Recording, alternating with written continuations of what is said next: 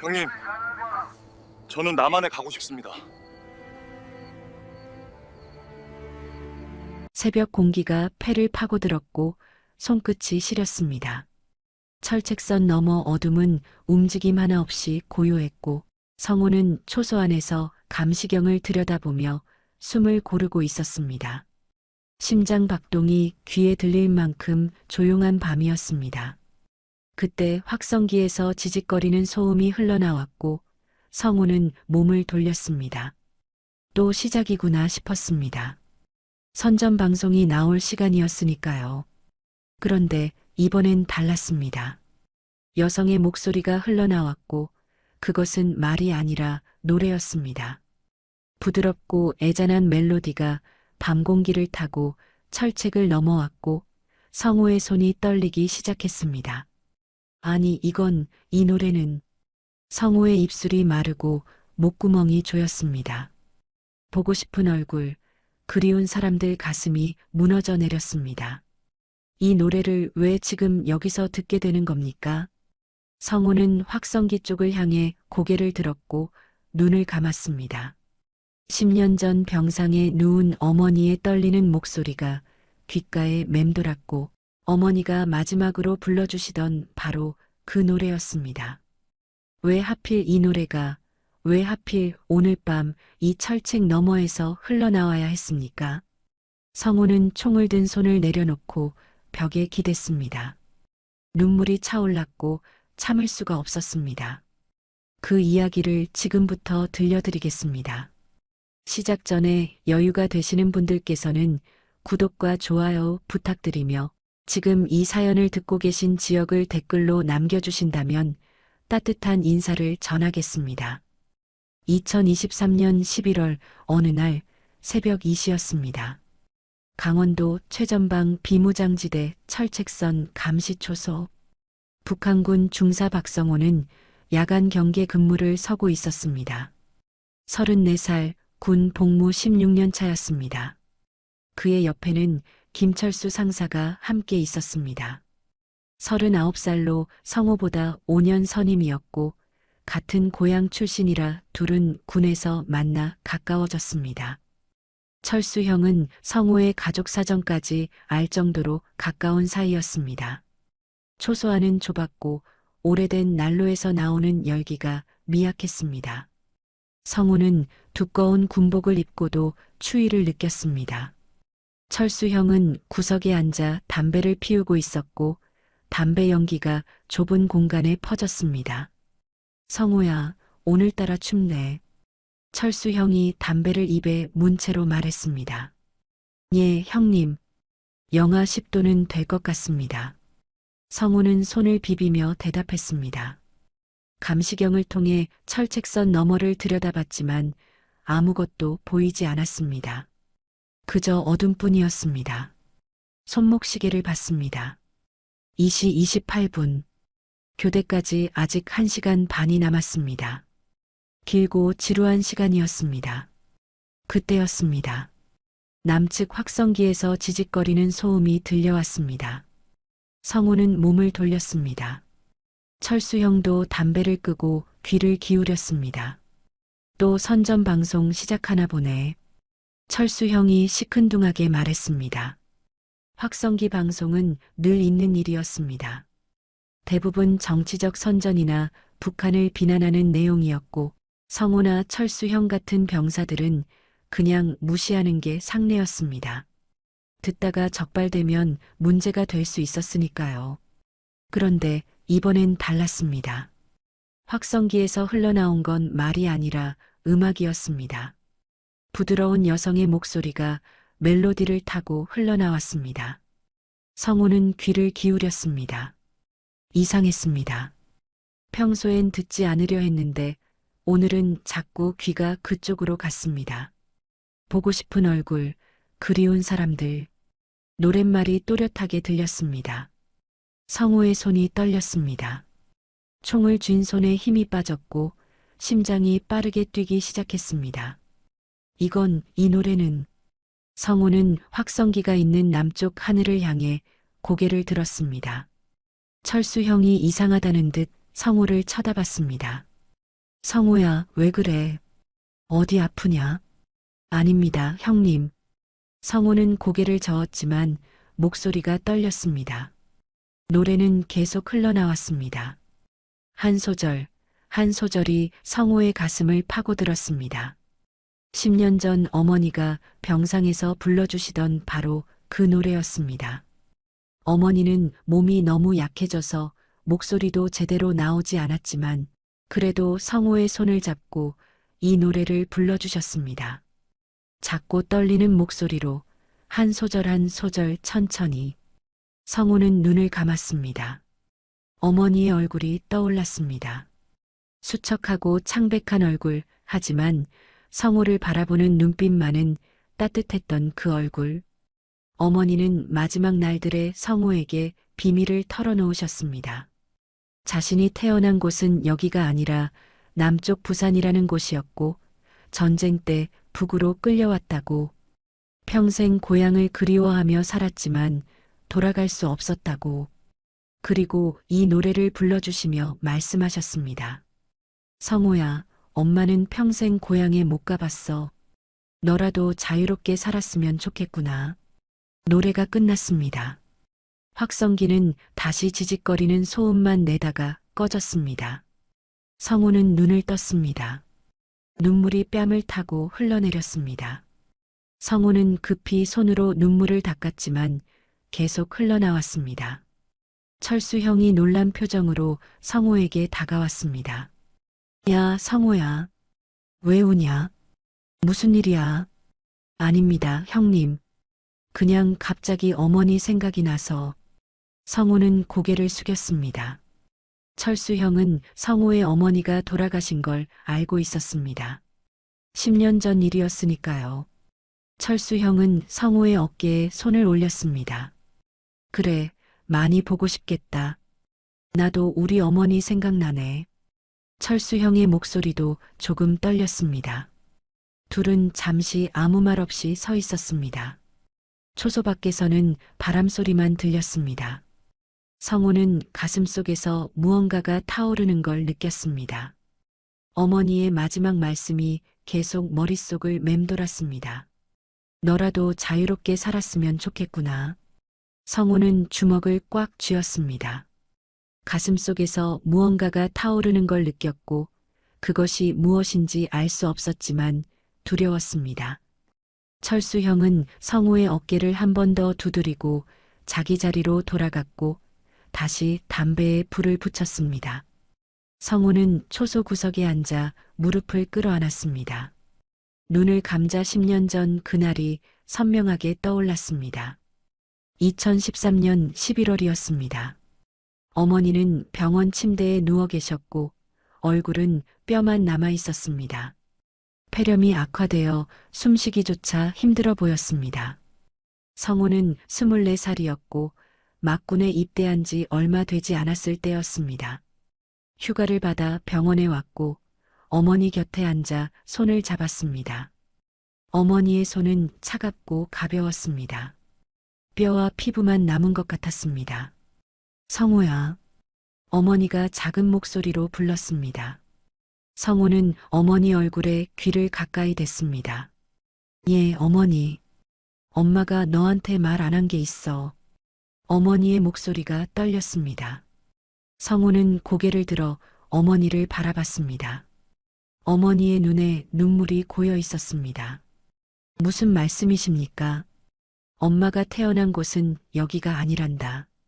성호는 순간 말문이 막혔습니다. 무슨 뜻인지 이해할 수 없었습니다. 어머니는 천천히 말을 이었습니다. 엄마는 남쪽에서 태어났어. 부산이라는 곳이야.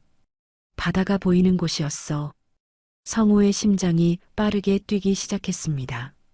남쪽이라니, 부산이라니. 그런 말을 입 밖에 내는 것만으로도 위험한 일이었습니다. 성호는 주위를 살폈습니다. 다행히 병실에는 둘뿐이었습니다. 어머니, 그게 무슨 말씀이십니까? 1950년 전쟁 때였어. 엄마는 그때 15살이었는데 북쪽 군인들이 마을에 들이닥쳤어. 젊은 사람들을 다 끌고 갔지. 엄마도 그때 잡혀서 북으로 왔단다. 어머니의 목소리는 점점 작아졌지만 또렷했습니다. 성우는 어머니 손을 더 꽉 잡았습니다. 엄마 아버지는 너의 외할아버지는 자갈치에서 작은 어선을 운영하셨어. 아침마다 바다에 나가서 고기를 잡아오셨지. 엄마는 아버지 배에서 생선 비늘을 긁고 내장을 빼는 일을 도왔어. 손이 차가운 물에 빨개지도록. 어머니는 눈을 감고 계속 말했습니다.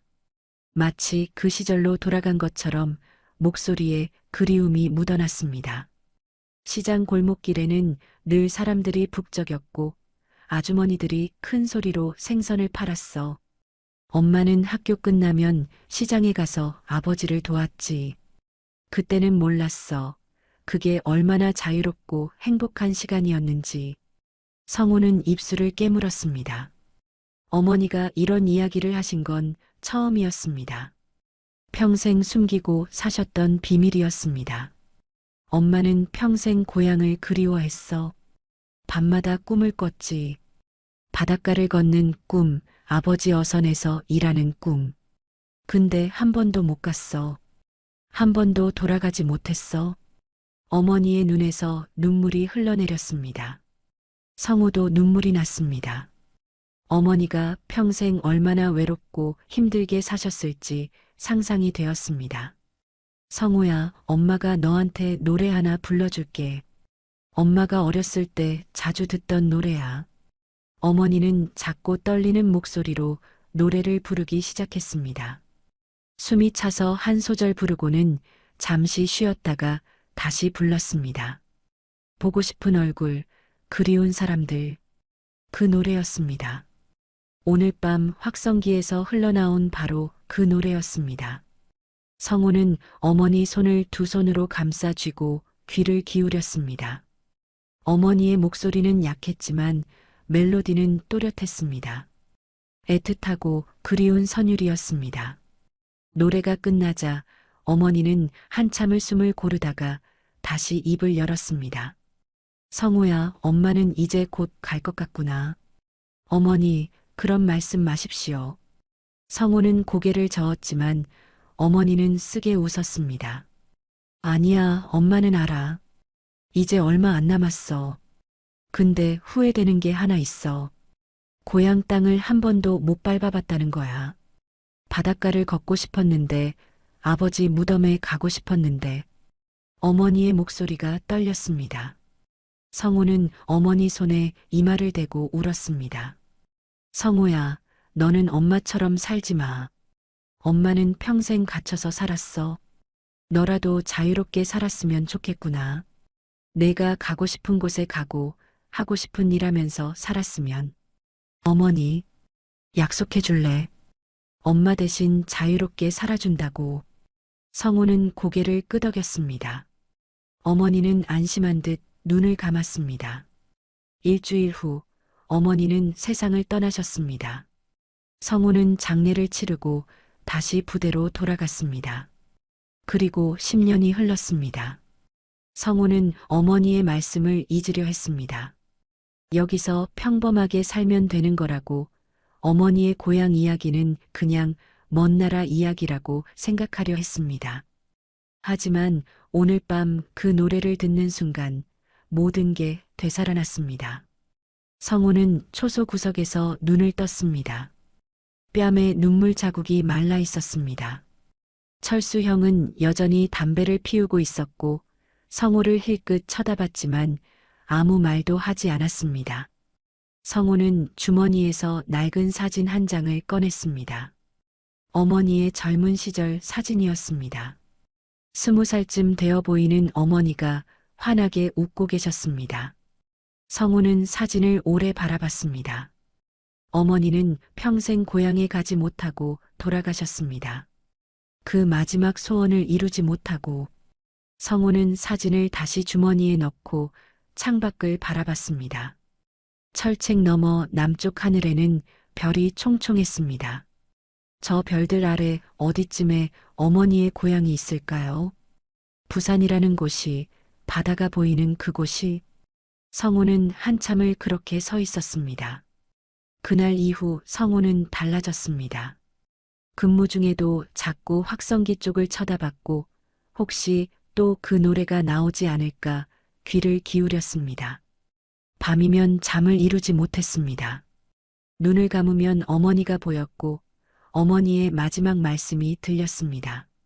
너라도 자유롭게 살았으면 좋겠구나. 식사 시간에도 밥이 넘어가지 않았습니다. 동료들이 말을 걸어도 제대로 대답하지 못했습니다. 머릿속이 온통 그 생각뿐이었습니다.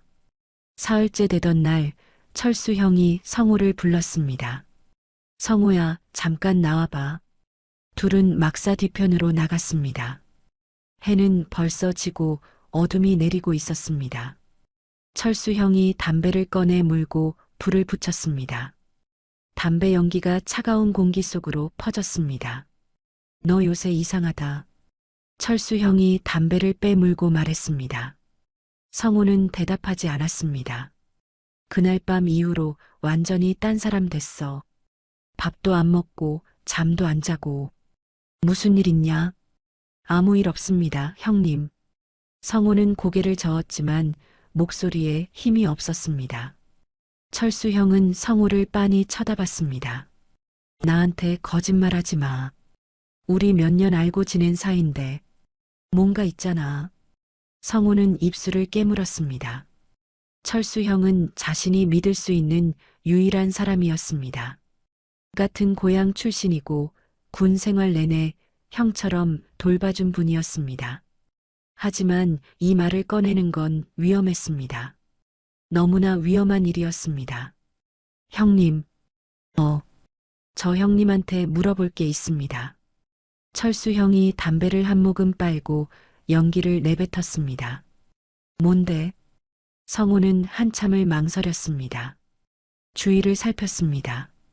다행히 아무도 없었습니다. 성우는 작은 목소리로 말했습니다. 형님은 여기서 평생 사실 겁니까? 철수 형의 손이 멈췄습니다. 담배를 든 손이 공중에 그대로 얼어붙었습니다. 무슨 소리야? 저는 여기가 싫습니다. 성우의 목소리가 떨렸습니다.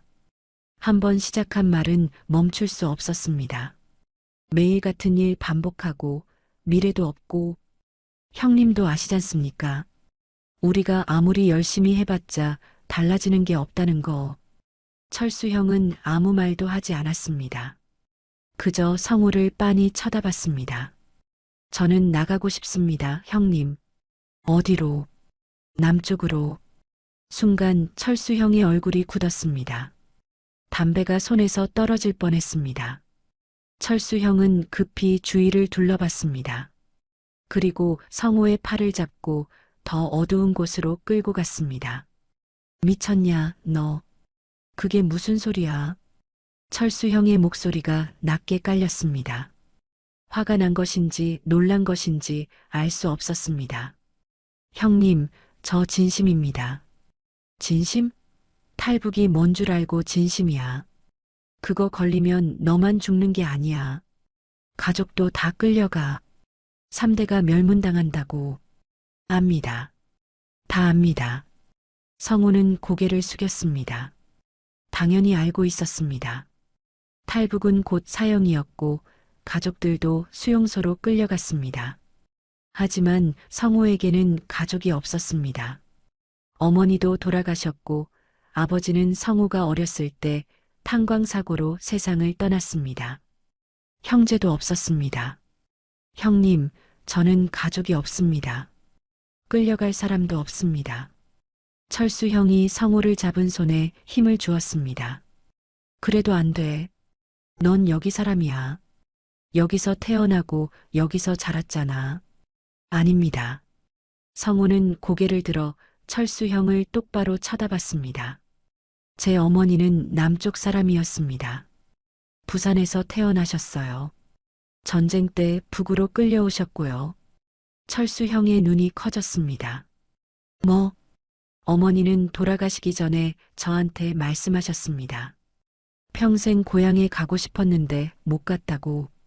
저라도 자유롭게 살라고. 성우는 떨리는 손으로 주머니에서 사진을 꺼냈습니다. 어머니의 젊은 시절 사진이었습니다. 철수 형에게 내밀었습니다. 이분이 제 어머니입니다.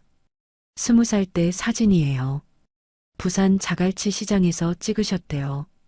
철수 형은 사진을 받아들고 한참을 들여다봤습니다. 어둠 속에서도 사진 속 여인의 환한 미소가 보였습니다. 철수 형은 사진을 성호에게 돌려주고 한숨을 쉬었습니다. 성호야, 내 마음은 이해한다. 근데 탈북은 정말 위험해. 철책 넘다가 총 맞아 죽을 수도 있고 지뢰 밟을 수도 있어. 설령 성공한다 해도 남쪽에 가서 어떻게 사는데. 그래도 가고 싶습니다. 성호의 목소리는 확고했습니다. 철수 형은 담배를 바닥에 던지고 발로 밟았습니다.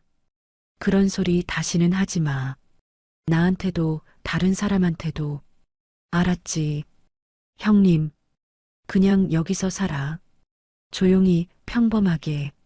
그게 제일 안전해. 철수 형은 그렇게 말하고 막사로 돌아갔습니다. 성호는 홀로 어둠 속에 남았습니다. 사진을 다시 주머니에 넣고 하늘을 올려다봤습니다. 별들이 반짝이고 있었습니다. 성호는 주먹을 꽉 쥐었습니다. 철수 형이 뭐라 하든 마음은 이미 정해졌습니다. 어머니의 고향 땅을 밟겠다고, 어머니가 평생 그리워하신 바다를 보겠다고. 성호는 천천히 막사로 돌아갔습니다. 안으로 들어서자 동료들이 침대에 누워 있었고, 누군가는 코를 골고 누군가는 낮은 목소리로 이야기를 나누고 있었습니다. 성호는 자기 침대로 가서 누웠습니다. 천장을 바라봤습니다. 낡은 나무 천장에는 금이 가 있었고 페인트가 군데군데 벗겨져 있었습니다. 성호는 눈을 감았습니다. 잠은 오지 않았습니다. 그날 밤 이후로 일주일이 흘렀습니다. 성호는 철수 형을 피했습니다. 근무 시간이 겹치지 않도록 조정했고 식사 시간도 다르게 했습니다. 철수 형도 성호에게 먼저 말을 걸지 않았습니다. 둘 사이에는 보이지 않는 벽이 생겼습니다. 성호는 여전히 밤마다 확성기 쪽을 바라봤습니다. 그 노래가 다시 나오기를 기다렸지만 나오지 않았습니다. 그저 선전 방송만 흘러나왔고 성호는 그것마저 귀담아 듣지 않았습니다. 다만 남쪽 하늘을 바라보는 시간이 길어졌습니다. 저 너머에 어머니의 고향이 있다는 생각만으로도 가슴이 뛰었습니다.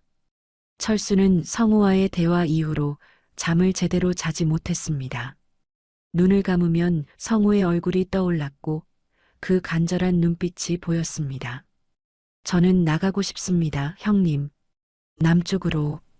그 말이 귓가에 맴돌았습니다. 철수는 자신에게도 떠나고 싶은 이유가 있다는 걸 알고 있었습니다. 다만 인정하고 싶지 않았을 뿐이었습니다. 3년 전 일이었습니다. 철수의 여동생 은희가 탈북을 시도했습니다.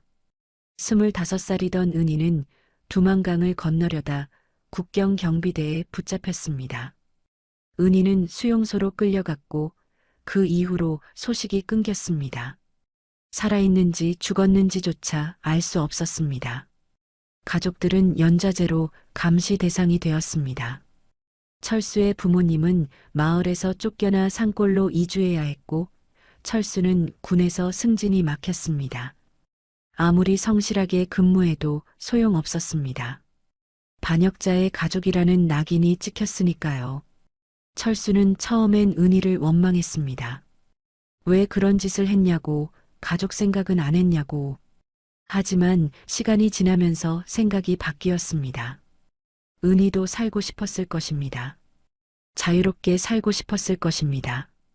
이곳에서는 미래가 없다는 걸 알았기 때문에 떠나려 했을 것입니다. 철수는 점점 은희를 이해하게 되었고 동시에 자신도 이곳을 떠나고 싶다는 생각을 하게 되었습니다. 하지만 용기가 없었습니다. 철수는 겁이 많았습니다. 탈북하다 잡히면 총살당한다는 걸 알았습니다. 지뢰를 밟아 죽을 수도 있고 철책을 넘다 총에 맞을 수도 있었습니다. 그래서 그냥 참고 살았습니다. 승진은 막혔지만 그래도 먹고 살 수는 있었으니까요. 조용히 고개 숙이고 살면 되는 거라고 생각했습니다. 그런데 성우가 그 말을 했습니다. 남쪽으로 가고 싶다고, 어머니의 고향 땅을 밟고 싶다고. 철수는 성우의 눈빛을 잊을 수 없었습니다. 그 간절함, 그 절박함. 철수는 자신도 모르게 생각했습니다. 만약 성우가 혼자 간다면 살아남을 수 있을까? 철책을 넘고 지뢰밭을 건너 남쪽까지 도착할 수 있을까? 일주일째 되던 날 밤 철수는 결심했습니다. 더 이상 참고 살 수 없었습니다. 은희도 찾아야 했습니다. 남쪽으로 가면 혹시 은희에 대한 정보를 얻을 수 있을지도 모릅니다. 그리고 솔직히 말하자면 철수도 자유롭게 살고 싶었습니다. 감시받지 않고 미래를 꿈꿀 수 있는 곳에서 살고 싶었습니다. 철수는 막사 밖으로 나갔습니다. 성우가 멀리 철책 근처에 서 있는 게 보였습니다. 철수는 성우에게 걸어갔습니다. 발소리를 듣고 성우가 돌아봤습니다. 형님. 성우의 목소리가 조심스러웠습니다. 철수는 성우 옆에 섰습니다. 둘은 잠시 아무 말 없이 철책 너머를 바라봤습니다. 성우야. 예, 형님. 철수는 한참을 망설이다가 입을 열었습니다. 나도 간다. 성우가 놀라서 철수를 쳐다봤습니다. 형님, 무슨 말씀이십니까? 남쪽으로. 나도 간다. 성우의 눈이 커졌습니다. 믿을 수 없다는 표정이었습니다. 형님, 정말이십니까? 혼자 보낼 수 없어. 둘이 가면 살 확률이라도 높잖아. 철수는 쓴웃음을 지었습니다. 성우는 입을 다물지 못했습니다. 근데 형님, 왜요? 형님은 가족도 있으시고. 있긴 뭐가 있어. 내 여동생 은희 3년 전에 탈북 시도하다가 잡혔어. 성우가 숨을 들이켰습니다. 수용소로 끌려갔지. 그 후로 소식이 없어. 살았는지 죽었는지도 몰라. 철수의 목소리가 떨렸습니다.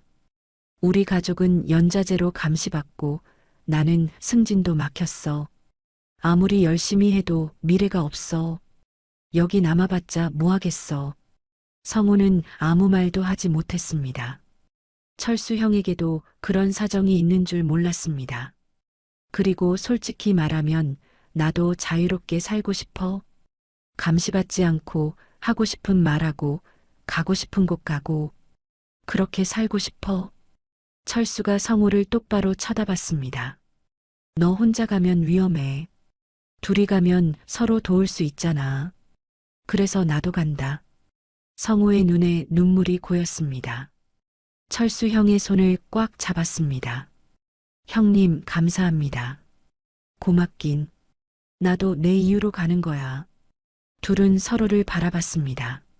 철수가 먼저 손을 내밀었고 성우가 그 손을 잡았습니다. 단단한 악수였습니다.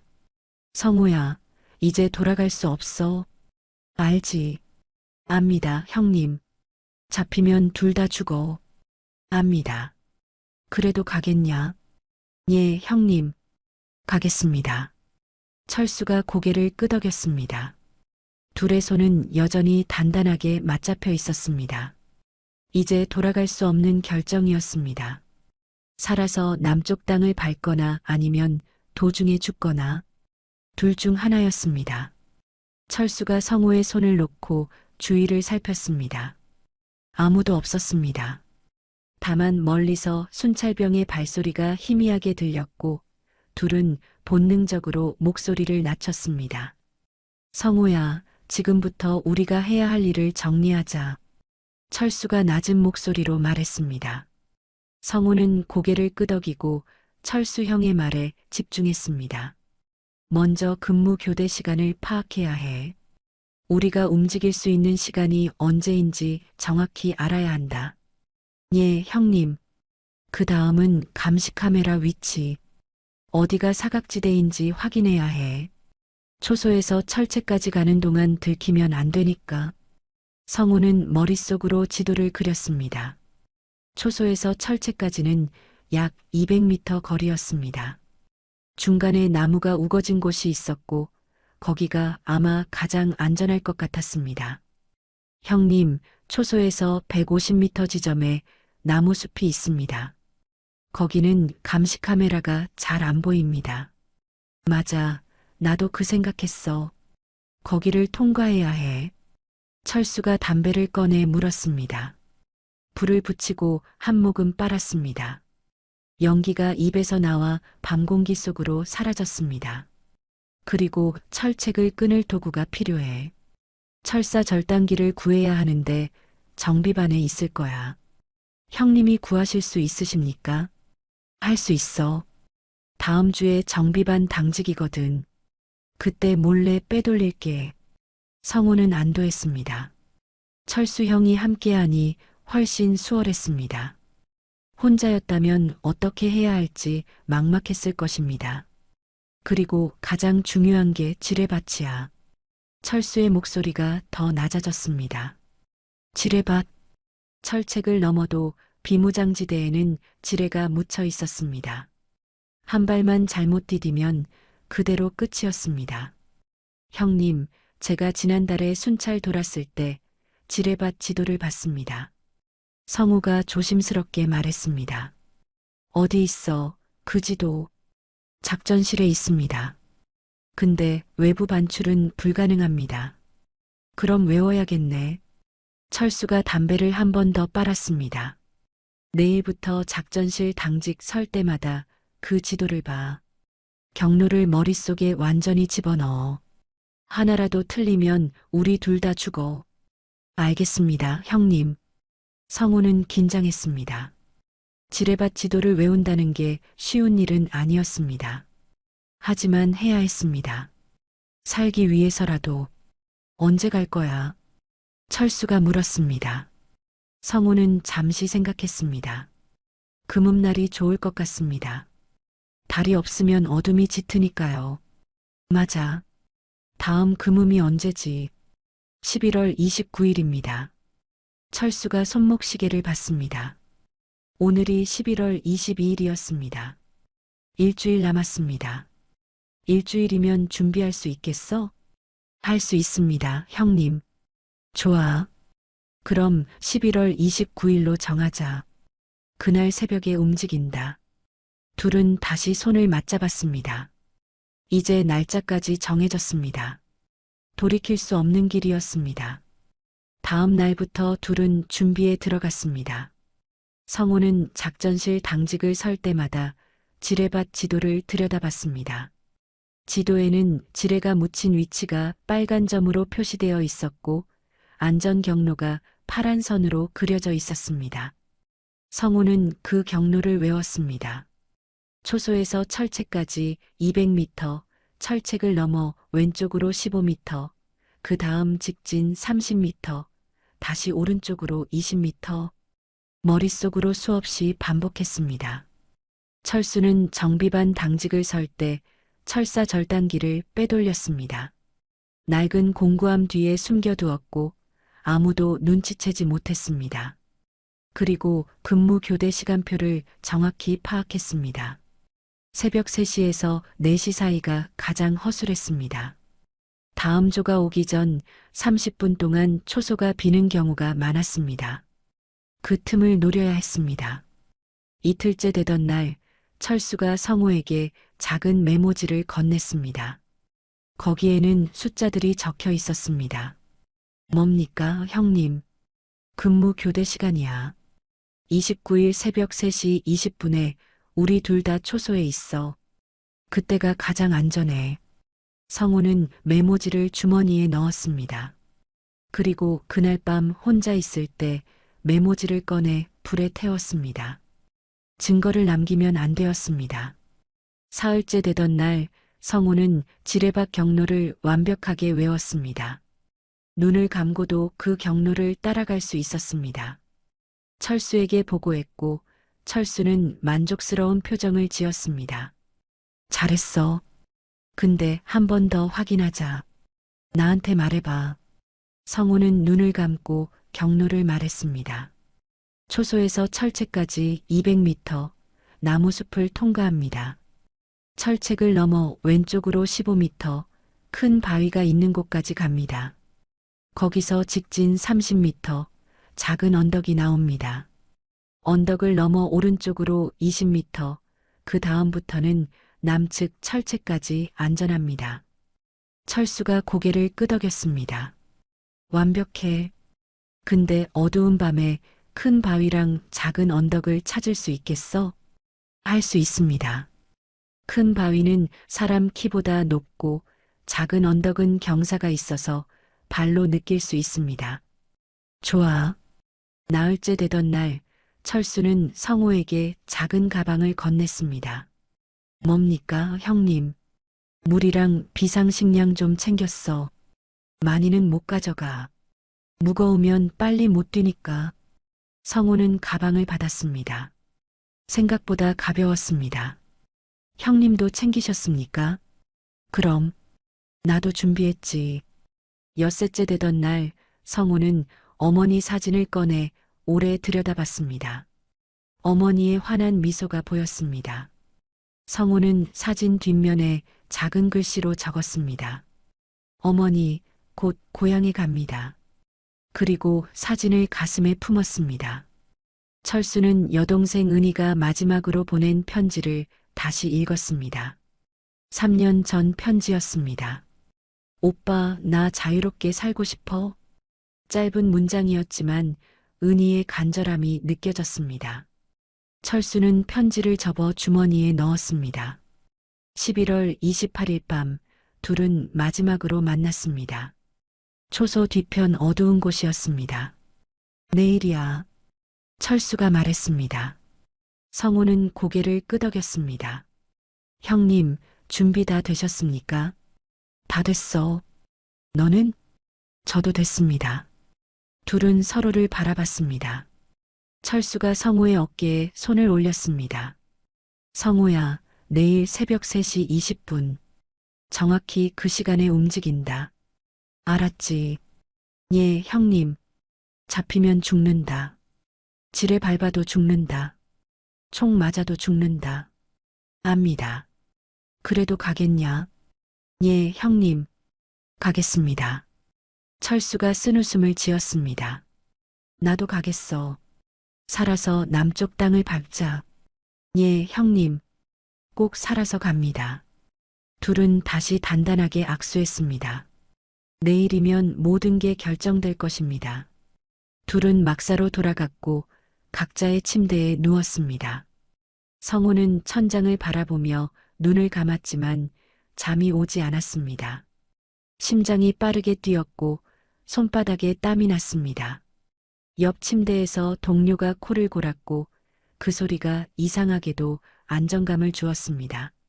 마지막 밤이 될 수도 있는 밤이었습니다. 성우는 주머니 속 어머니 사진을 만졌습니다. 어머니, 곧 갑니다. 어머니 고향에. 11월 29일 새벽 2시, 성우는 눈을 떴습니다. 사실 한숨도 자지 못했습니다. 조용히 일어나 군복을 입었습니다. 손이 떨렸지만 억지로 진정시켰습니다. 가방을 챙기고 밖으로 나왔습니다. 밤 공기가 차갑게 얼굴을 때렸습니다. 하늘에는 구름이 잔뜩 끼어 있었고 예상대로 달은 보이지 않았습니다. 완벽한 금음이었습니다. 철수 형이 이미 밖에서 기다리고 있었습니다.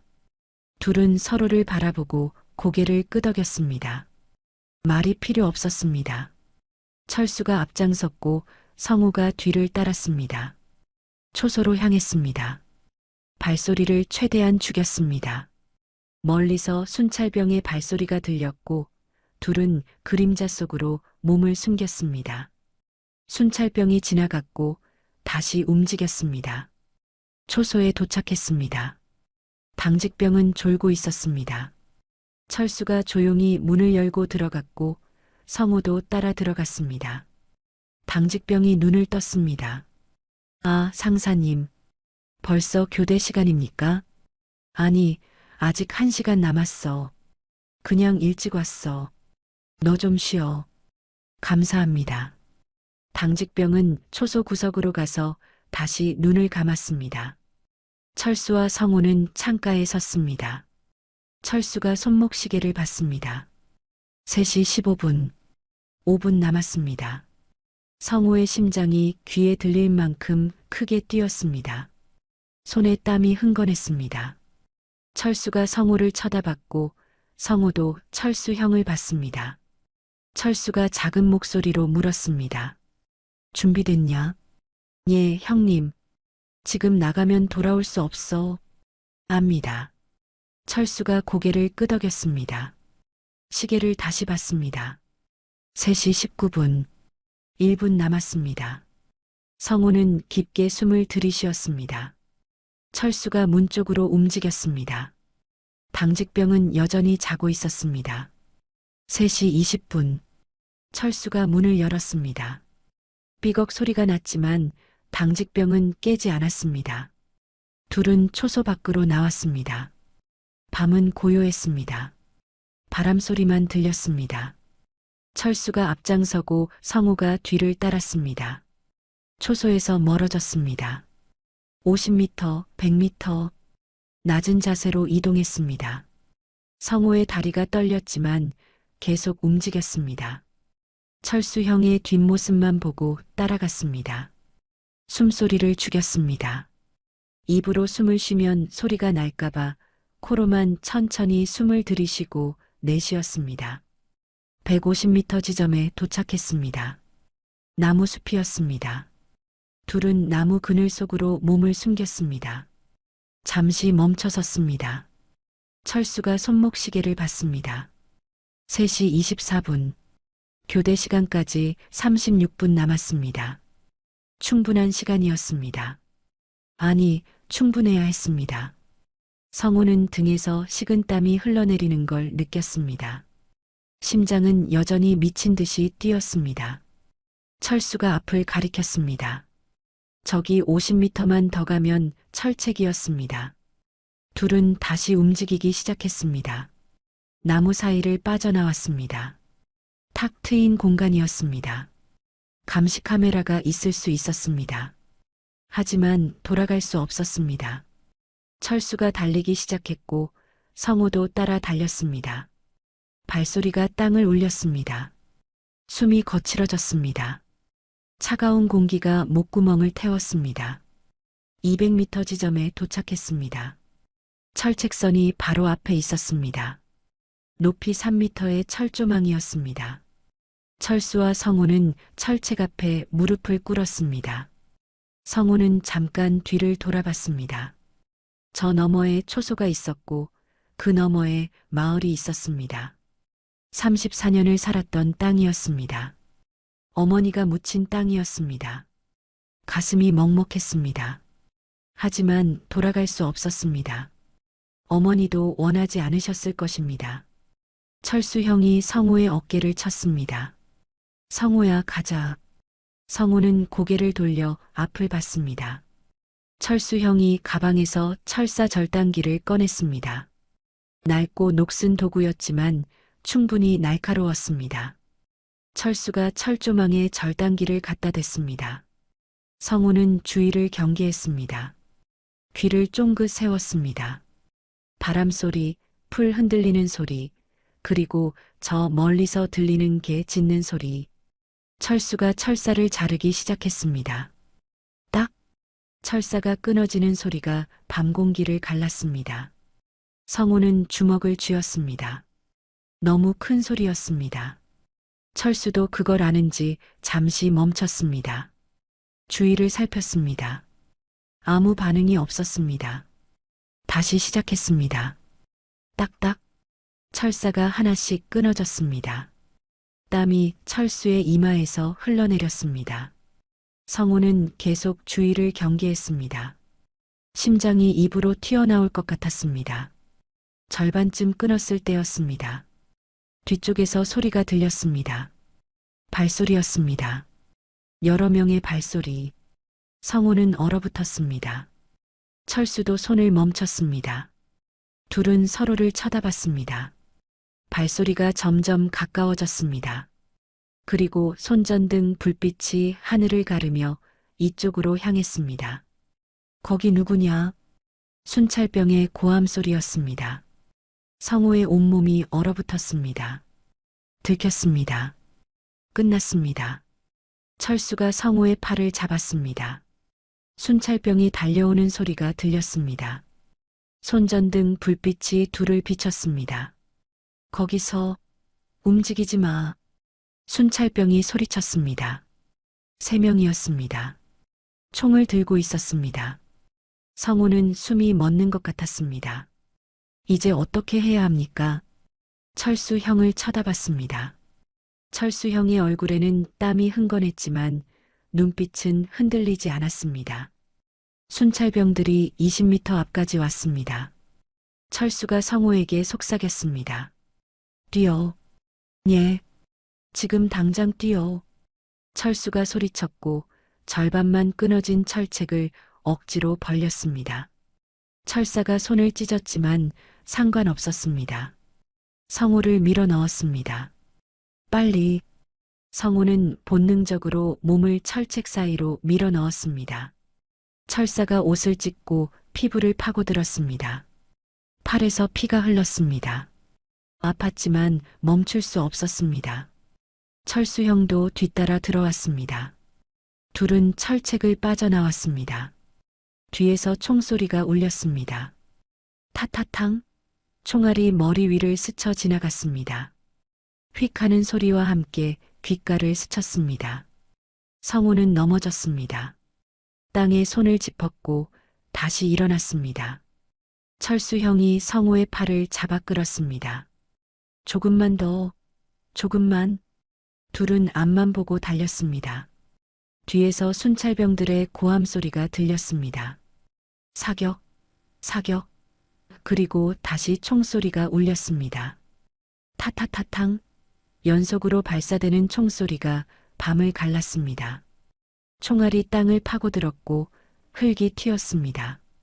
성호의 바로 옆 땅에 총알이 박혔습니다.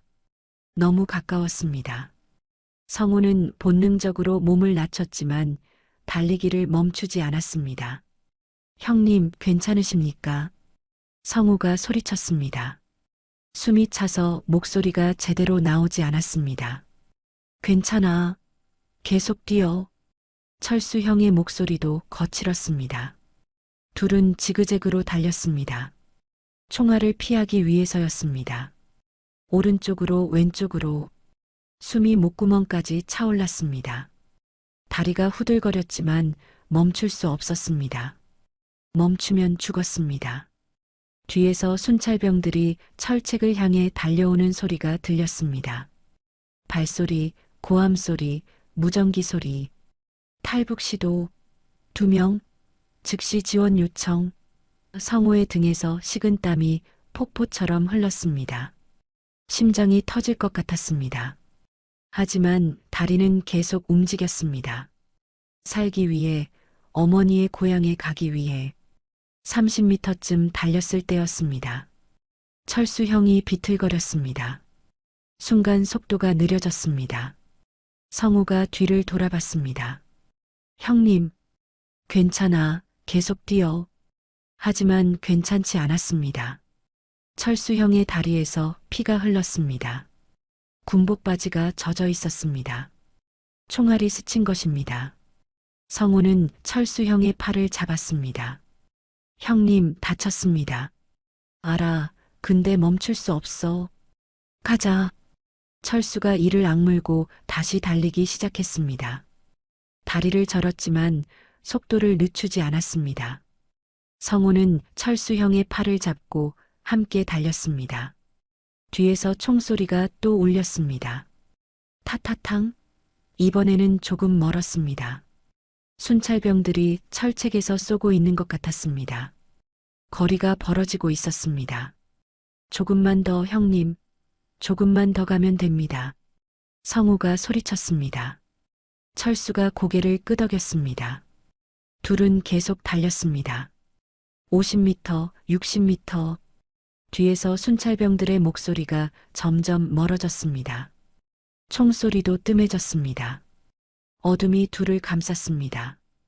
달빛도 없는 밤이었고 구름이 하늘을 덮고 있었습니다. 다행이었습니다. 어둠이 둘을 숨겨주었습니다. 80m쯤 달렸을 때 성우는 앞을 봤습니다. 저기 큰 바위가 보였습니다. 사람 키보다 높은 바위. 지뢰밭 지도에서 본 바로 그 바위였습니다. 심장이 두근거렸습니다. 경로가 맞았습니다. 성우는 철수형을 바위 쪽으로 끌고 갔습니다. 형님, 저기입니다. 저 바위. 둘은 바위에 도착했습니다. 바위 뒤로 몸을 숨겼습니다. 잠시 숨을 돌렸습니다. 성우는 가슴을 쥐어짰습니다. 숨이 제대로 쉬어지지 않았습니다. 철수형도 바위에 등을 기대고 거칠게 숨을 몰아쉬었습니다. 땀이 얼굴에서 뚝뚝 떨어졌습니다. 형님, 다리 좀 봅시다.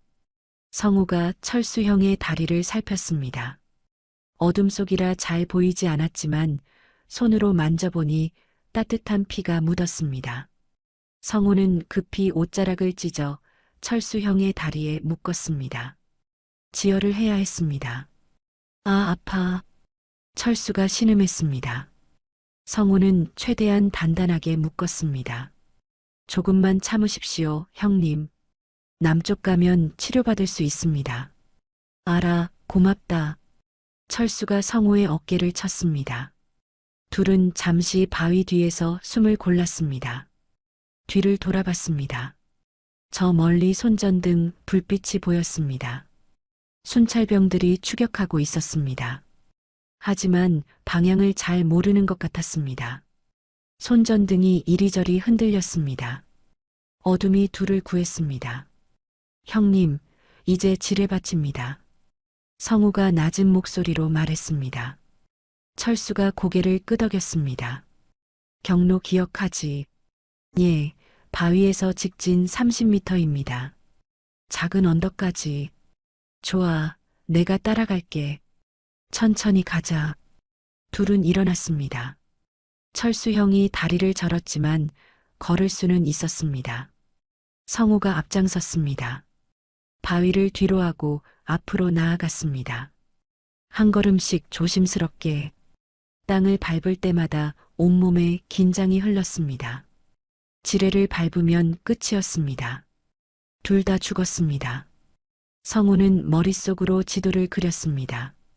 바위에서 직진 30m, 왼쪽으로 조금 치우친 경로, 발밑을 느끼며 걸었습니다. 풀이 무릎까지 올라왔습니다. 어둠 속에서 앞이 거의 보이지 않았습니다. 손을 앞으로 뻗어 장애물을 확인했습니다. 철수형이 뒤에서 따라왔습니다. 성우의 발자국을 그대로 밟으며 10m, 20m. 성우는 숨을 참았습니다. 모든 신경을 발에 집중했습니다. 돌이 있는지, 구덩이가 있는지, 한 걸음 한 걸음이 영원처럼 느껴졌습니다. 뒤에서 철수형의 거친 숨소리가 들렸습니다. 다리가 아플 텐데 참고 있는 것 같았습니다. 25m쯤 왔을 때 앞에 경사가 느껴졌습니다. 작은 언덕이었습니다. 성우는 멈춰 섰습니다. 철수형도 멈췄습니다. 형님, 언덕입니다. 좋아, 넘어가자. 성우는 언덕을 천천히 올랐습니다. 경사가 완만했습니다. 언덕 꼭대기에 섰을 때 성우는 잠시 멈춰 앞을 봤습니다.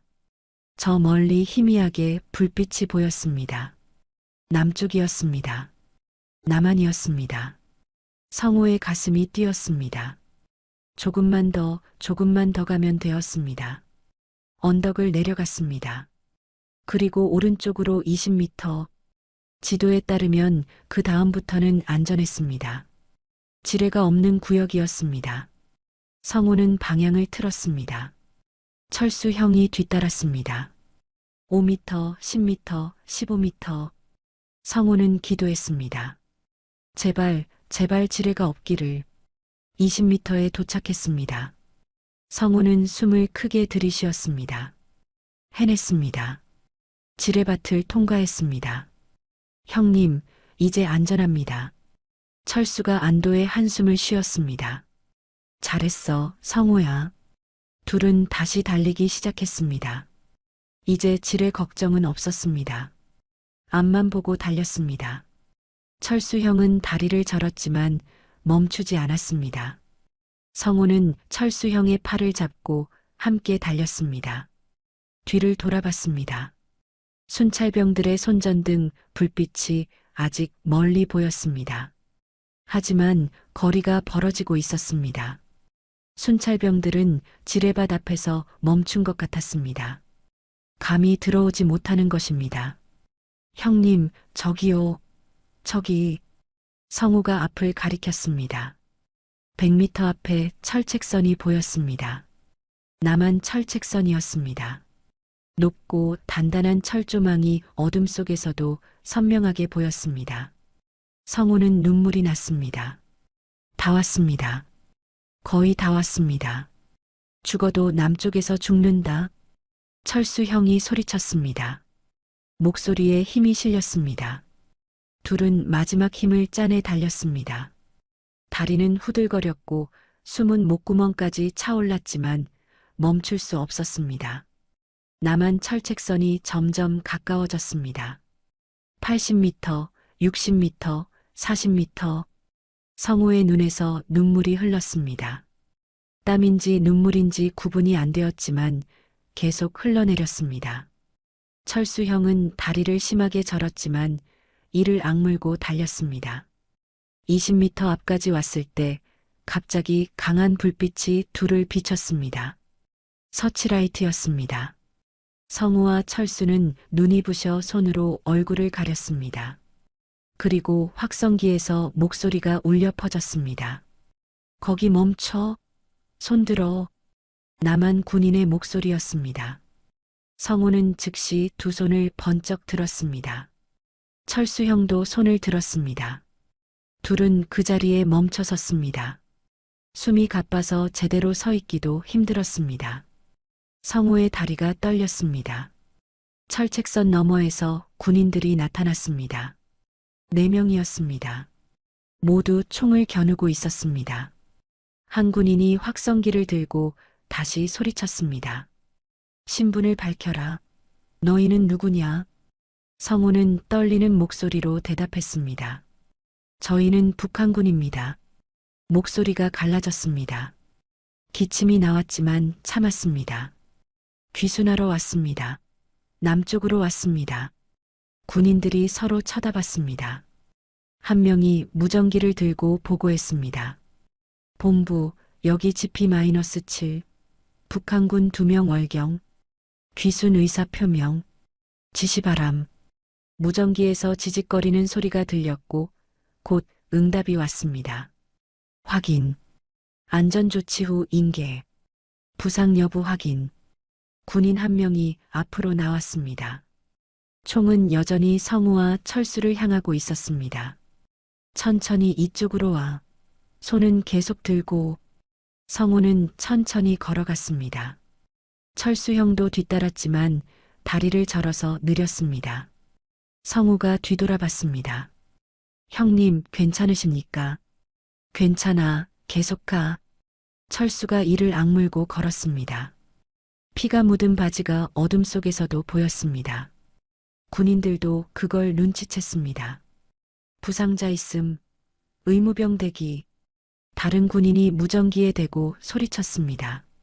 성우와 철수는 철책선 10m 앞까지 왔습니다. 군인들이 철책 안쪽에서 문을 열었습니다. 철문이 삐걱거리며 열렸습니다. 성우는 그 문을 보며 숨을 멈췄습니다. 저 문 너머가 남한이었습니다. 자유의 땅이었습니다. 어머니가 그토록 그리워하셨던 고향이었습니다. 들어와. 천천히. 성우는 발을 내디뎠습니다. 철문을 통과했습니다. 남한 땅에 발을 디뎠습니다. 그 순간 무릎이 풀렸습니다. 성우는 그대로 땅에 주저앉았습니다. 철수 형도 옆에 무너졌습니다. 둘은 땅바닥에 엎드려 울었습니다. 소리내어 울었습니다. 34년과 39년을 살았던 땅을 떠나온 것입니다. 죽을 뻔했지만 살았습니다. 해냈습니다. 군인들이 다가왔습니다. 총은 여전히 겨누고 있었지만 경계는 조금 누그러든 것 같았습니다. 한 군인이 무릎을 꿇고 성호에게 물었습니다. 괜찮습니까? 성호는 고개를 끄덕였습니다. 눈물이 멈추지 않았습니다. 괜찮습니다. 감사합니다. 부상은 없습니까? 저는 괜찮은데 동료가 다리를 다쳤습니다. 군인이 철수를 받습니다. 의무병이 달려왔습니다. 가방을 열고 철수의 다리를 살폈습니다. 총상입니다. 관통은 아니고 스친 것 같습니다. 응급처치하겠습니다. 의무병이 능숙하게 철수의 바지를 찢었습니다. 상처를 소독하고 붕대를 감았습니다. 철수가 신음했습니다. 아, 아파. 조금만 참으십시오. 곧 병원으로 이송됩니다. 의무병이 말했습니다. 철수는 고개를 끄덕였습니다. 성우가 철수 형의 손을 잡았습니다. 형님, 다 왔습니다. 우리 해냈습니다. 철수가 성우를 보며 웃었습니다. 눈물 범벅이 된 얼굴이었지만 웃고 있었습니다. 그래, 해냈어. 우리 살았어. 둘은 서로의 손을 꽉 잡았습니다. 군인이 다시 물었습니다. 이름이 어떻게 되십니까? 박성호입니다. 북한군 중사였습니다. 김철수입니다. 북한군 상사였습니다. 군인이 수첩에 적었습니다. 그리고 조심스럽게 물었습니다. 왜 넘어오셨습니까? 성우는 잠시 망설였습니다. 그리고 떨리는 목소리로 대답했습니다. 저희 어머니가 남쪽 분이셨습니다. 부산에서 태어나셨는데 전쟁 때 북으로 끌려가셨습니다. 평생 고향을 그리워하시다가 10년 전에 돌아가셨습니다. 성우는 주머니에서 어머니 사진을 꺼냈습니다. 낡고 구겨진 사진이었지만 어머니의 미소는 여전히 환했습니다. 어머니는 평생 고향에 못 가보셨습니다. 그래서 제가 대신 가고 싶었습니다. 어머니 고향 땅을 밟고 싶었습니다. 군인이 사진을 받아들고 한참을 들여다봤습니다. 그리고 성우에게 돌려주며 고개를 끄덕였습니다. 이해합니다. 잘 오셨습니다. 성우는 사진을 다시 가슴에 품었습니다. 어머니, 제가 왔습니다. 어머니 고향에. 철수 형이 옆에서 말했습니다. 저는 여동생이 3년 전에 탈북 시도하다가 잡혔습니다. 수용소로 끌려갔고 소식이 끊겼습니다. 여동생을 찾고 싶었습니다. 그리고 자유롭게 살고 싶었습니다. 군인이 고개를 끄덕였습니다. 두 분 다 고생 많으셨습니다. 이제부터 저희가 보호하겠습니다. 곧 안전한 곳으로 이동하겠습니다. 다른 군인들이 담요를 가져왔습니다. 성우와 철수에게 덮어주었습니다. 따뜻했습니다. 성우는 담요를 꽉 붙들었습니다. 몸이 떨렸습니다. 추위 때문인지 긴장이 풀려서인지 알 수 없었습니다. 저 멀리 북쪽에서 희미하게 소리가 들렸습니다. 순찰병들의 고함 소리 같았습니다. 하지만 이제 상관없었습니다. 여기는 남한이었습니다. 안전한 곳이었습니다. 성우는 하늘을 올려다봤습니다. 구름이 걷히고 별이 보이기 시작했습니다. 아름다운 별들이었습니다. 군용 지프차가 도착했습니다. 군인들이 철수를 부축해서 차에 태웠습니다. 성우도 탔습니다. 차 안은 따뜻했습니다. 히터가 켜져 있었습니다. 성우는 창밖을 봤습니다. 철책선이 점점 멀어졌습니다. 북쪽이 멀어졌습니다. 지프차가 출발했습니다. 성우는 철수형을 봤습니다. 철수형도 성우를 봤습니다. 둘은 아무 말 없이 서로를 바라보다가 동시에 웃었습니다. 눈물이 또 났지만 이번엔 기쁨의 눈물이었습니다. 해냈습니다. 정말로 해냈습니다. 살아서 남쪽 땅을 밟았습니다. 지프차는 산길을 따라 달렸고 창밖으로 낯선 풍경이 지나갔습니다. 가로등이 있었고 포장도로가 있었고 멀리 불 켜진 건물들이 보였습니다. 성우는 그 모든 것이 신기했습니다. 북에서는 밤이면 칠흑 같은 어둠뿐이었는데 여기는 이렇게 밝았습니다. 철수 형도 창밖을 넋 놓고 바라봤습니다. 1시간쯤 달렸을 때 지프차가 큰 건물 앞에 멈췄습니다. 군인이 말했습니다. 도착했습니다. 여기서 신원 확인과 건강검진을 받으실 겁니다. 성우와 철수는 차에서 내렸습니다. 철수 형은 다리를 절었지만 의무병의 부축을 받아 걸을 수 있었습니다. 건물 안으로 들어가자 환한 불빛이 눈을 찔렀습니다. 복도는 깨끗했고 소독약 냄새가 났습니다. 병원 같았습니다. 한 방으로 안내되었습니다. 넓은 방이었고 책상과 의자가 있었습니다. 중년의 남자가 앉아 있었습니다. 정장을 입고 있었고 안경을 쓰고 있었습니다. 앉으십시오. 남자가 말했습니다. 성우와 철수는 의자에 앉았습니다. 남자가 서류를 펼쳤습니다.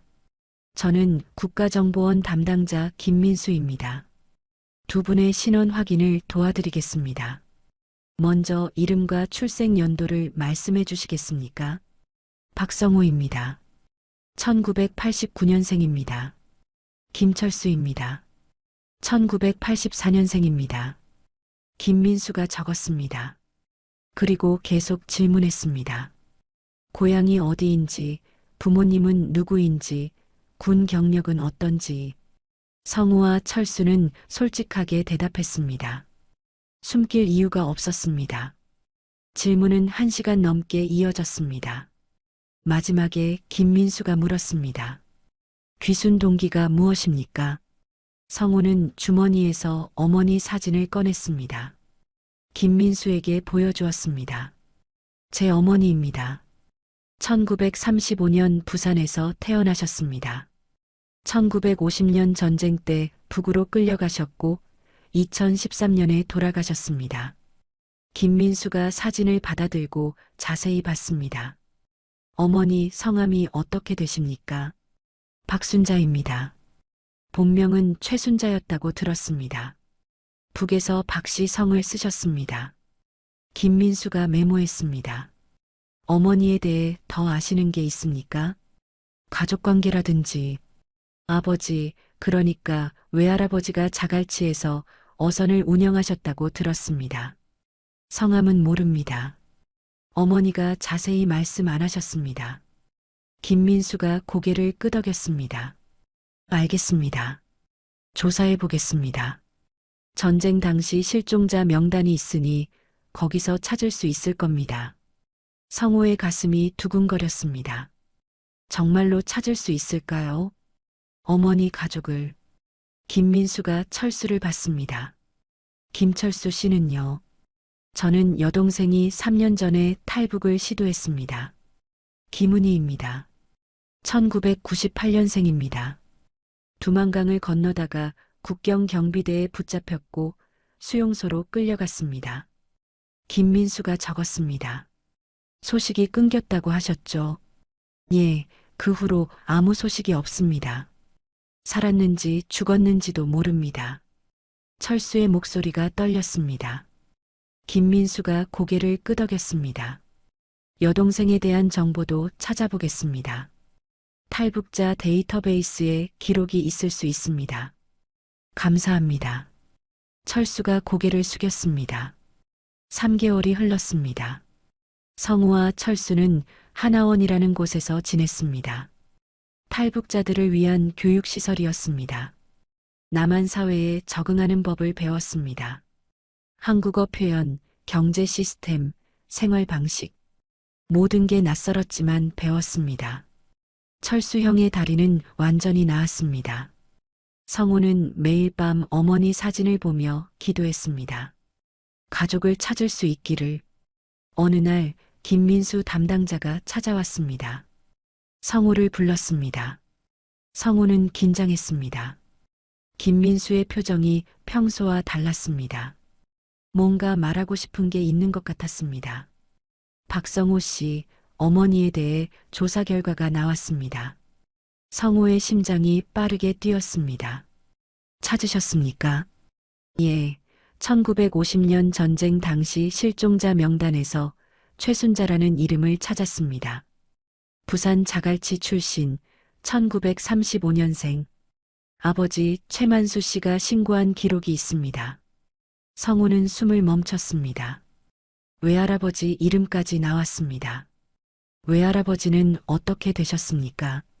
김민수가 잠시 망설였습니다. 2010년에 돌아가셨습니다. 평생 딸을 찾으셨다고 합니다. 성우의 눈에 눈물이 고였습니다. 외할아버지도 어머니를 그리워하셨구나. 평생 찾으셨구나. 그런데 좋은 소식이 있습니다. 김민수가 말했습니다. 어머니의 여동생 성호 씨의 이모가 아직 살아계십니다. 부산에 거주하고 계십니다. 성우는 믿을 수 없었습니다. 이모가 계시다니. 어머니의 여동생이. 정말입니까? 예, 최영자 씨입니다. 77세이십니다. 연락을 드렸고 성호 씨를 만나고 싶어 하십니다. 성우는 자리에서 일어났습니다. 다리에 힘이 풀렸지만 억지로 버텼습니다. 언제 만날 수 있습니까? 원하신다면 이번 주말에 가능합니다. 부산으로 가시겠습니까? 예, 가겠습니다. 꼭 가고 싶습니다. 성우의 목소리가 떨렸습니다. 김민수가 웃었습니다. 좋습니다. 제가 동행하겠습니다. 그날 밤 성우는 철수 형에게 말했습니다. 형님, 제가 이모를 찾았습니다. 부산에 계십니다. 철수가 놀란 표정으로 성우를 봤습니다. 정말이냐? 예, 이번 주말에 만나러 갑니다. 철수가 성우의 어깨를 쳤습니다. 잘됐다. 정말 잘됐어. 내 어머니도 기뻐하실 거야. 성우는 고개를 끄덕였습니다. 어머니, 곧 뵙겠습니다. 어머니 여동생을, 어머니 고향을. 성우는 그날 밤 한숨도 자지 못했습니다. 창밖을 보며 내일을 기다렸습니다. 어머니 사진을 꺼내 오래 들여다봤습니다. 어머니의 환한 미소가 보였습니다. 어머니, 제가 드디어 갑니다. 어머니가 그토록 보고 싶어 하셨던 고향에 주말이 왔습니다. 성우는 김민수 담당자와 함께 기차를 탔습니다. 철수 형도 함께 갔습니다. 혼자 보낼 수 없지. 철수 형이 웃으며 말했습니다. 기차는 남쪽으로 달렸습니다. 창밖으로 풍경이 지나갔습니다. 산이 보였고 들판이 보였고 마을이 보였습니다. 성우는 그 모든 것을 넋놓고 바라봤습니다. 이곳이 어머니가 태어난 나라였습니다. 3시간을 달려 부산에 도착했습니다. 기차에서 내리자 바다 냄새가 났습니다. 짠 냄새였고 성우는 처음 맡아보는 냄새였습니다. 가슴이 두근거렸습니다. 택시를 타고 자갈치 시장 근처로 갔습니다. 시장은 사람들로 북적였습니다. 아주머니들이 큰 소리로 생선을 팔았고 사람들이 오갔습니다. 어머니가 말씀하셨던 그 시장이었습니다. 작은 골목길로 들어갔습니다. 오래된 집들이 다닥다닥 붙어 있었습니다. 한 집 앞에서 김민수가 멈춰 섰습니다. 여기입니다. 낡은 대문이었습니다. 성우는 숨을 깊이 들이쉬었습니다. 김민수가 초인종을 눌렀습니다. 잠시 후 문이 열렸습니다. 70대 후반으로 보이는 할머니가 나왔습니다. 흰 머리에 주름진 얼굴이었지만 눈빛은 또렷했습니다. 할머니는 성우를 보자 입을 막았습니다. 언니 닮았구나. 정말 똑같아. 할머니의 목소리가 떨렸습니다. 성우도 눈물이 났습니다. 할머니가 성우에게 다가와 얼싸안았습니다. 작고 마른 몸이었지만 힘이 있었습니다. 언니, 언니, 내가 보낸 아들이 왔어. 내 아들이 왔어. 할머니가 울었습니다. 성호도 할머니를 안고 울었습니다. 철수형과 김민수는 조용히 물러나 기다렸습니다. 한참 후에야 할머니가 성호를 놓았습니다. 얼굴을 두 손으로 감싸쥐고 자세히 봤습니다. 눈이 똑같아. 언니 눈이야. 코도 닮았고. 이모님. 성호가 떨리는 목소리로 말했습니다. 어머니 이야기 좀 들려주실 수 있으십니까? 할머니가 고개를 끄덕였습니다. 집 안으로 들어갔습니다.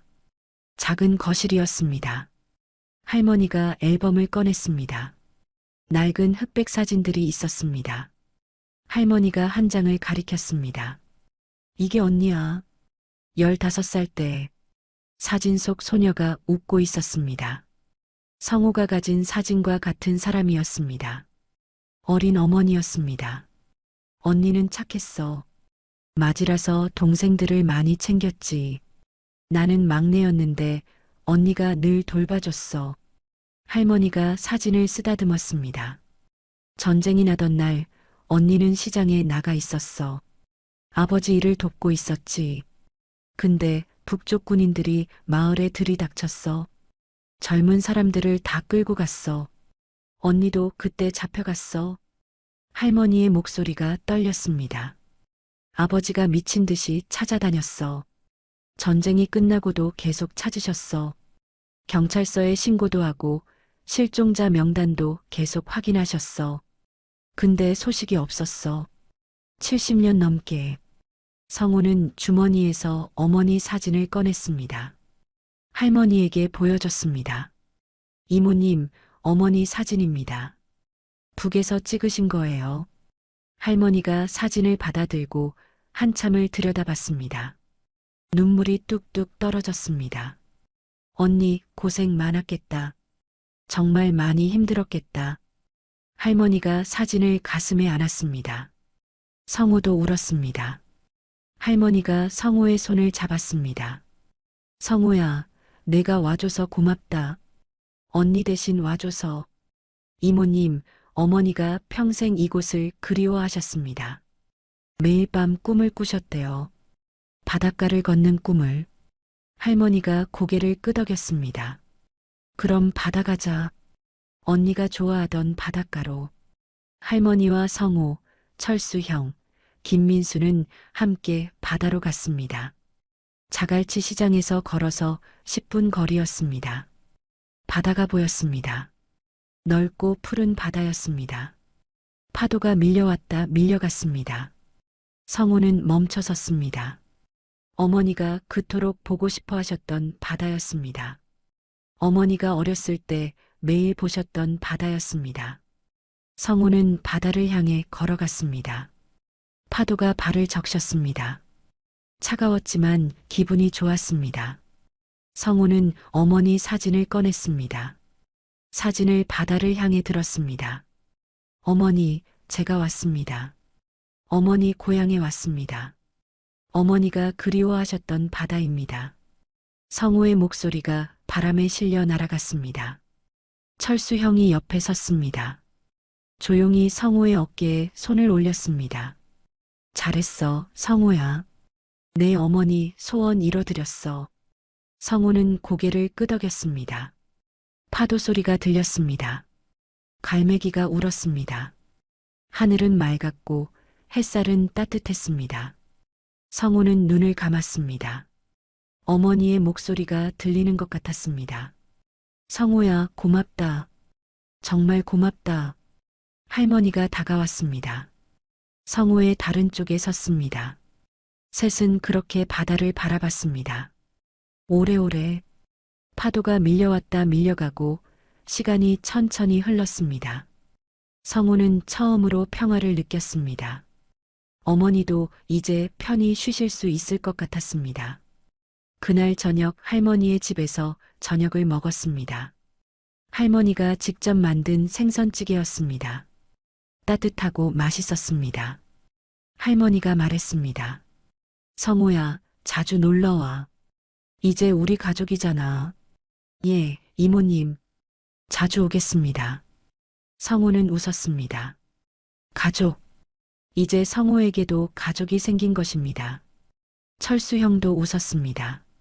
따뜻한 저녁이었습니다. 3개월 후 성우와 철수는 대한민국 국민이 되었습니다. 신분증을 받았고 일자리를 구했습니다. 성우는 물류회사에 취직했고 철수는 공장에서 일하기 시작했습니다. 둘은 같은 동네에 작은 원룸을 얻어 살았습니다. 어렵지만 행복했습니다. 자유로웠으니까요. 성우는 한 달에 한 번씩 부산에 갔습니다. 이모를 만나고 바다를 봤습니다. 매번 어머니 사진을 가지고 갔습니다. 바다를 향해 사진을 들고 속삭였습니다.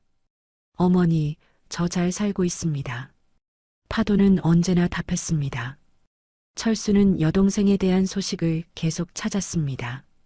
아직 소식은 없었지만 포기하지 않았습니다. 언젠가는 찾을 수 있을 거라 믿었습니다. 어느 날 저녁 성우와 철수는 한강변에 앉아 있었습니다. 강물이 흘렀고 다리에 불이 켜졌습니다. 아름다운 풍경이었습니다. 철수가 말했습니다. 성우야, 우리 잘 넘어왔지? 예, 형님. 정말 잘 넘어왔습니다. 둘은 웃었습니다. 그날 밤 확성기에서 흘러나온 노래 한 소절이 두 사람의 인생을 바꾼 것입니다. 성우는 지금도 가끔 그 노래를 듣습니다. 그리고 어머니께 속삭입니다. 어머니, 저 자유롭게 살고 있습니다. 어머니 고향에서. 여러분, 오늘 들려드린 이야기는 여기까지입니다. 확성기에서 흘러나온 노래 한 소절이 한 사람의 평생 소원을 이루게 했고 두 사람에게 새로운 삶을 선물했습니다. 때로는 작은 계기가 우리 인생을 완전히 바꾸기도 합니다. 성우와 철수에게는 그것이 노래였고 어머니의 마지막 소원이었습니다. 우리도 각자의 인생에서 소중한 것들을 잊지 말고 용기 내어 한 걸음 내딛는 게 필요할 때가 있습니다. 오늘 이야기가 여러분 마음에 작은 울림이 되었으면 좋겠습니다. 이 영상이 도움이 되셨다면 구독과 좋아요 부탁드리며 댓글로 여러분의 생각도 나눠주시면 감사하겠습니다. 다음에도 더 좋은 이야기로 찾아뵙겠습니다. 감사합니다.